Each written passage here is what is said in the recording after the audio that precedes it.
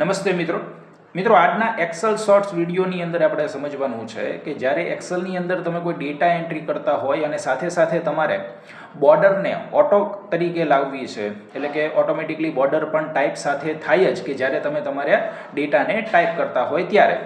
તો આવા સમયે તમારે શું કરવાનું હોય છે કે જેટલા ડેટા તમારે લખવાના છે પહેલાં એ ડેટાના દરેક સેલને તમે સિલેક્ટ કરીને રાખો.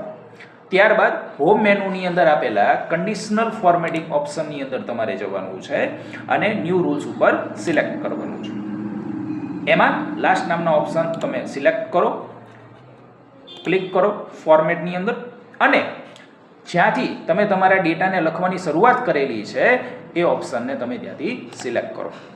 સિલેક્ટ થઈ જાય પછી તમારે 2 વાર F4 ફંક્શન કીને પ્રેસ કરવાની છે અને ત્યારબાદ ફોર્મેટ મેનુની અંદર જઈને બોર્ડર નામના ઓપ્શનમાં આવીને તમારે આઉટલાઇન બોર્ડર સિલેક્ટ કરી દેવાની છે.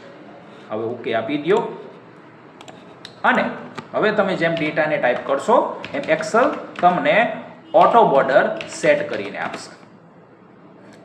આવા જ અવનવી એક્સેલ શોર્ટ ટ્રિક્સ શીખવા માટે થઈને તમે અમારા CCCના એડવાન્સ કોર્સની અંદર જોડાઈ શકો છો.